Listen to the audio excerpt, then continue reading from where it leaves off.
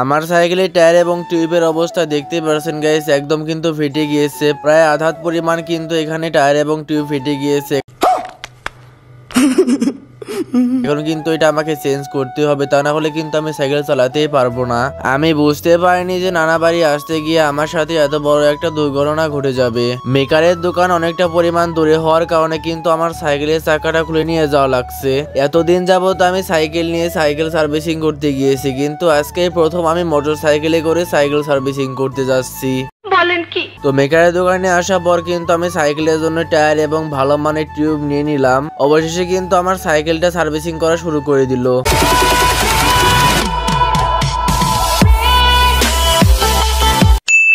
আসসালামু আলাইকুম guys, welcome to my blog. তো গাইস কেমন আছেন আপনারা? আশা করছি সবাই ভালো আছেন। তো গাইস আমি একটু ভালো নেই, কারণ গাইস আমার কপালটাই খারাপ। আমার কিন্তু সাইকেলে আবার সামনের চাকাটা ফেটে গিয়েছে, কিন্তু এখন হঠাৎ করে যে আমার সাইকেলে টায়ার এবং টিউব ফেটে যাবে আমি বুঝতে পারিনি। তো গাইস আমি মূল ঘটনাটা আপনাদের কাছে খুলে বলি। তো আমি কিন্তু সাইকেল নিয়ে বাসা থেকে রওনা দিই নানাবাড়ি আসার জন্য, কারণ আমার এখানে কিছু কাজ ছিল, এই জন্য কিন্তু আমি সাইকেল নিয়ে রওনা দিয়ে নানাবাড়ি আসার জন্য। তো এরপরে প্রায় 10 থেকে 12 কিলোমিটার সাইকেল রাইডিং করার পর কিন্তু চলে আসি নানাবাড়ি। তো নানাবাড়ি আসার পথে আমার এক বন্ধুর সাথে দেখা হয়। তো আমাকে বলে যে তোরা সাইকেলটা একটু দে, আমি একটু চালিয়ে দেখি। তো আমি ওকে দিতে চাই না, তাও ও আমার কাছ থেকে জোর করে নেয়। তো এরপর আমার বন্ধু আমার থেকে সাইকেল নেওয়ার পর একটু চালিয়ে আসে। তো আসার পর এত প্রেসার দিয়ে ব্রেকটা ধরে যে আমার সাইকেলের সামনের চাকাটা একদম ফেটে যায়। তো এতটা পরিমাণ ফেটে গিয়েছে যে এটা এখন সেলাই করা যাবে না বা কিংবা সারাও যাবে না। প্রায় আধাতের থেকে বেশি পরিমাণ কিন্তু গাইজ ফেটে গিয়েছে। আপনারা দেখতেই পাচ্ছেন আমার সাইকেলের অবস্থাটা একদম বাজেভাবে নষ্ট হয়ে গিয়েছে। আর আমি এত দূর এসেছি, আমার কালকে আবার বাসায় যেতে হবে, তা নাহলে কিন্তু আমি প্রাইভেট পড়তে পারবো না। তো এবার কি করা, আমার সাইকেলটা সার্ভিসিং করতে হবে গাইজ। এছাড়াও কিন্তু গাইজ আমি সাধারণত সাইকেল যেখান থেকে সারি, তো এখান থেকে প্রায় 15 থেকে 20 কিলোমিটার দূরে। তো ওখানে কিন্তু আমাকে এখন যেতে হবে, যাতে করে সাইকেলটা আমি সার্ভিসিং করতে পারি। কারণ আমার নানা বাড়ি ওখানে এলাকায় সাইকেলের যে এক্সেসরিজের প্রাইস ওগুলো অনেকটাই হাই। তো এই কারণে আর কি করবো গাইজ, আমাকে ওখানে যেতে হবে, তা না হলে কিন্তু এখানে প্রাইস গুলো অনেকটাই বেশি। তো এখান থেকে যদি আমি কিনি তাহলে কিন্তু আমার 100 থেকে 200 টাকার মতো সেভ হয়ে যাবে। তো এরপর আর কি করার, আমার মামা বাসায় ছিল। তো এরপরে সে বললো তোর সাইকেলের সামনের চাকাটা খুলে চল নিয়ে যাই, এরপরে সাইকেলটা সার্ভিসিং করে নিয়ে আসি, যাতে করে তুই বাসায় গিয়ে প্রাইভেটটা পড়তে পারোস। তো এরপরে আর কি করার, আমার সাইকেলে যেহেতু সামনের চাকায় ক্লিপ সিস্টেম ছিল, তো এই কারণে কিন্তু আমি সাইকেলের যে সামনের ক্লিপটা ছিল সেটা কিন্তু লুজ দিয়ে নিয়ে এরপরে কিন্তু সাইকেলের সামনের চাকাটা খুলে নিলাম। তো সাইকেলের সামনের চাকাটা খুলে নিয়ে কিন্তু বাসা থেকে বের হয়ে গেলাম সাইকেলের টায়ার এবং টিউবটা সারার জন্য। দেখতে পাচ্ছেন আমি কিন্তু এখানে সাইকেলের টায়ার এবং টিউবটা হাতে করে নিয়ে যাচ্ছি। তো আমার মামা কিন্তু সামনে মোটর সাইকেল নিয়ে দাঁড়িয়ে আছে। তো মামার মোটর সাইকেলে করে কিন্তু যাবো আমি সাইকেলটা সার্ভিসিং করানোর জন্য। তো দেখতে পাচ্ছেন অবশেষে কিন্তু মোটর সাইকেলে উঠে পড়লাম, এন্ড উঠে কিন্তু আমি বাম হাতে কিন্তু সাইকেলের টায়ারটা বা রিংটা ধরে আসি। তো এটা নিয়ে কিন্তু আমি মেকারের দোকানে যাব, গিয়ে তারপরে কিন্তু সাইকেলের টায়ার এবং টিউব নতুন লাগিয়ে দেন হাওয়া দিয়ে এনে তারপরে সাইকেলের মধ্যে লাগাবো। তো আপনাদের কাছে কিন্তু একটা রিকোয়েস্ট থাকলো যে আপনারা সম্পূর্ণ ভিডিওটি দেখবেন। জানি না গাইস এই পর্যন্ত কে ভিডিও দেখে, তো গাইস এই পর্যন্ত যদি আপনারা ভিডিও দেখে থাকেন তাহলে আপনাদেরকে অনেক ধন্যবাদ। তো গাইস আশা করছি আপনাদের ভিডিও ভালো লাগবে, আপনারা সম্পূর্ণ ভিডিও দেখতে থাকুন। এবং সাইকেলের টায়ার এবং টিউবের বর্তমান প্রাইস কত এটাও কিন্তু আপনাদের বলতে চলেছি। যাই হোক গাইস দেখতে পাচ্ছেন আমরা কিন্তু মেইন রাস্তা দিয়ে যাচ্ছিলাম আমার মামার সাথে মোটরসাইকেলে করে। তো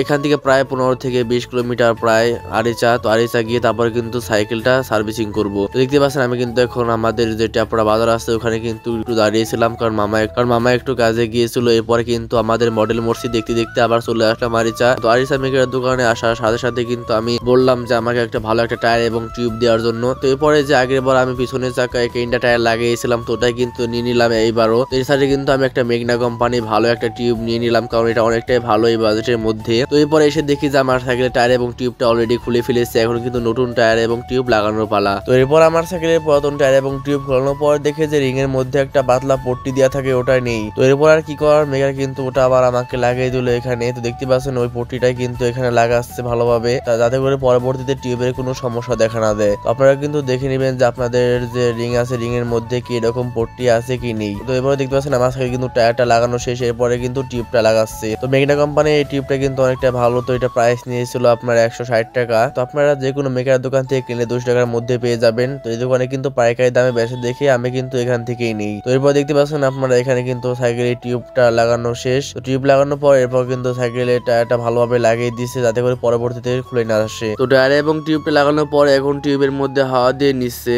তো আপনাদের মধ্যে অনেকে বলতে পারেন যে টিউবের দাম নিয়েছে 160 টাকা, তো টায়ারের দাম কত নিয়েছে? তো এখানে কিন্তু গেন্ডা টায়ার লাগিয়ে পেয়েছিলাম, তো ওইটার প্রাইস নিয়েছি কিন্তু 320 টাকা। তো আপনাদের ওখানে 350 থেকে 400 টাকার মধ্যে কিন্তু পেয়ে যাবেন। এছাড়াও কিন্তু আপনাদের ওখানে কত টাকা দাম তাও কিন্তু কমেন্ট করে জানিয়ে দিতে পারেন। তো যাই হোক গাইস, অবশ্যই কিন্তু সাইকেলের সম্পূর্ণ কাজ শেষ। এরপরে কিন্তু আমরা আবার বাসার উদ্দেশ্যে রওনা দিয়ে দিলাম। তো এরপরে প্রায় 15 থেকে 20 কিলোমিটার বেশি মোটর সাইকেল চালানোর পর তারপর চলে আসলাম বাসায়। তো এখন কিন্তু আপনাদের এই টায়ারটা আপনার সাইকেলে লাগিয়ে দেখাতে চলেছি যে কিভাবে আপনারা সহজে সাইকেলের মধ্যে এটা বাসায় এনেও লাগাতে পারেন। তো আপনাদের সাইকেলের সামনের চাকা যদি এভাবে ফেটে যায় তাহলে কিন্তু আপনারা ঠিক এভাবে কিন্তু খুলে নিয়ে যে সাইকেলটা সার্ভিসিং করে নিয়ে আসতে পারেন, যদি আপনাদের বাসার থেকে অনেকটা পরিমাণে দূর হয় মেকারের দোকান। তো যাই হোক গাইস, এরপর দেখতে পাচ্ছেন আমার সাইকেলের যে ক্লিপটা ছিল সেটাকে কিন্তু আমি লোজ দিয়ে নিচ্ছি এখানে। তো এটা কিন্তু লোজ দিয়ে নেওয়ার পরের পর কিন্তু সাইকেলের যে সামনের সাসপেনশন আছে সেটা কিন্তু উঁচু করে ধরবেন। দেন ধরার পর কিন্তু সমানভাবে ধরার পর এরপর ডিস্কটা থাকবে আপনার মেকানিক্যাল ব্রেকের দিকে। তো এরপর ঠিক ভালোভাবে পজিশন মতো বসিয়ে দিয়ে দুপাশে হাত দিয়ে নিবেন যাতে করে এক পাশে জানি টাল না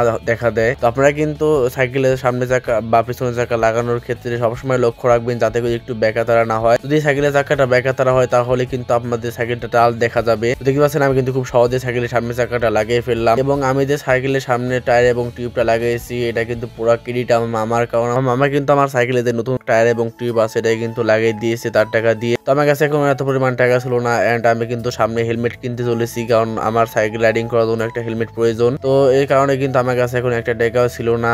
আমার সাইকেল হারবো কিভাবে আমি তা বুঝতে পারছিলাম না, বাট আমার মামা কিন্তু সেরে দিয়েছে, তার জন্য তাকে অনেক ধন্যবাদ। জানি না সে আমার ভিডিও দেখছে কি দেখছে না। এছাড়া কিন্তু গাইস আমি রেগুলার বড় ভিডিও ছাড়তে পারছি না, কারণ গাইস আমার সামনে এক্সাম আছে আর আমি যেহেতু টেনে পড়ি এই কারণে কিন্তু আমার উপরে অনেকটাই চাপ পড়ে গিয়েছে, কারণে কিন্তু আমি ভালোভাবে লং ভিডিও ছাড়তে পারছি না। ইনশাআল্লাহ খুবই তাড়াতাড়ি আমি আর ভালো ভালো লং ভিডিও ছাড়বো। তো ওই ভিডিও পেয়ে কিন্তু অবশ্যই ভিডিও লাইক আর চ্যানেলকে সাবস্ক্রাইব করে দিবেন। সবাই ভালো থাকবেন, আল্লাহ হাফেজ।